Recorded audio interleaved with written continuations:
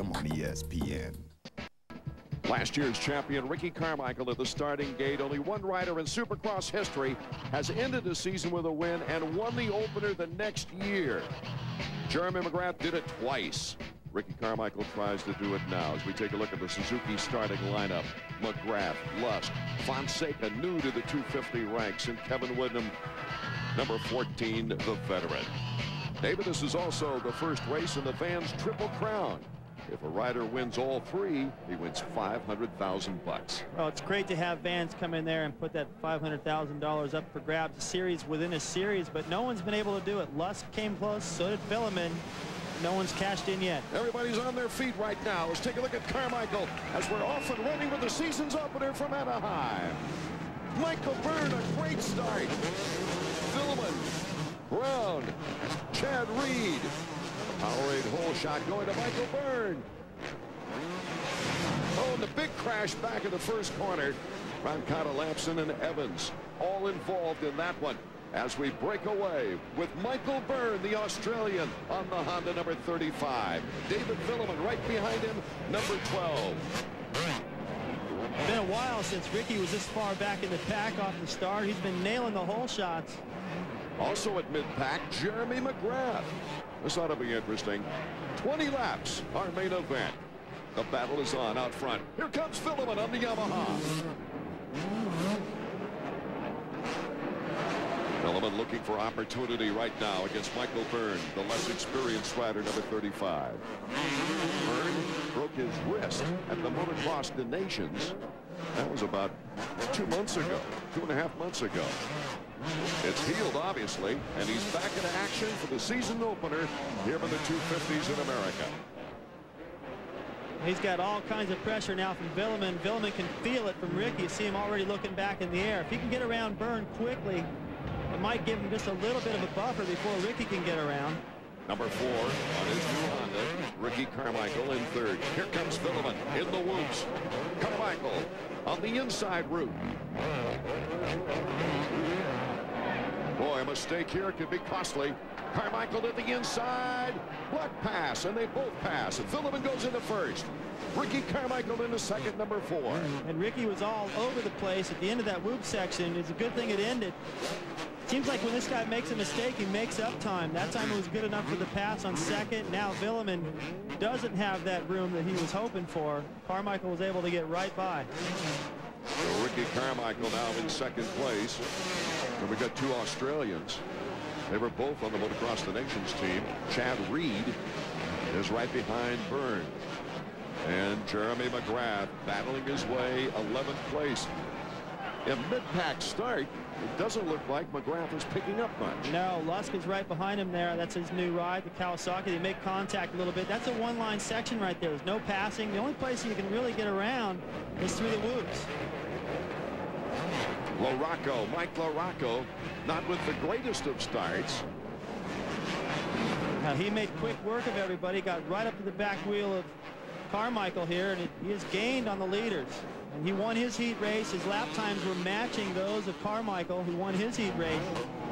So, you know LaRocco is going to be there at the end. It's just rare that he's there this early in the race. LaRocco's last win, believe it or not, was all the way back in 1995, but he's been consistently in the top 10 all the way. This veteran who started back in 1988 in 250 ranks.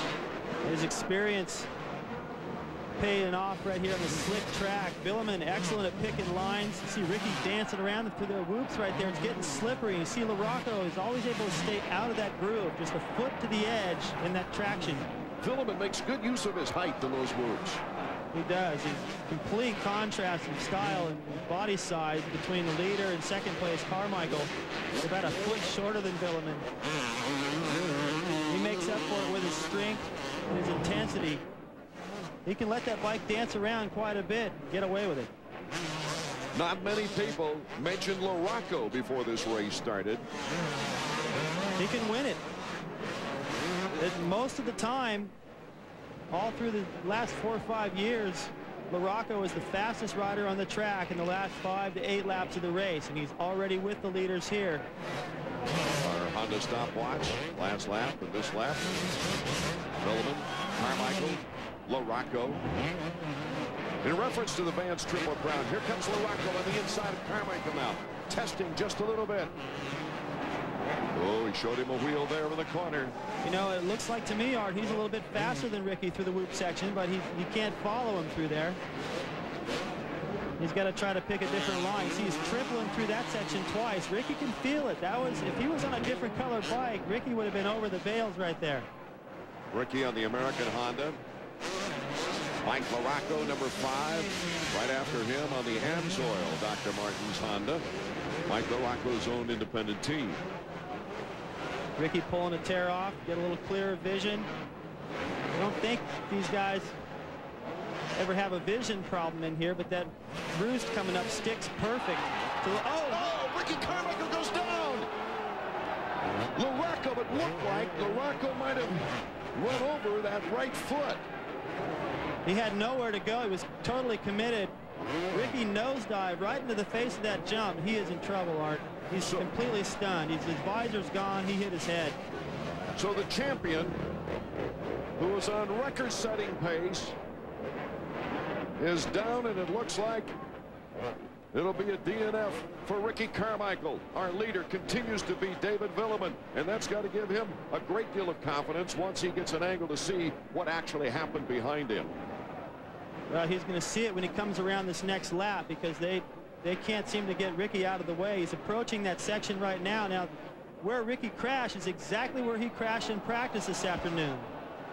Take another look and see if we can slow it down maybe a bit and see actually what happened here. As soon as he comes out of the tunnel, watch, he'll go for a little burst of power, and he spins maybe, doesn't get the acceleration, goes into a complete nosedive. LaRocco almost saved that, but he lost the handlebar and went down also.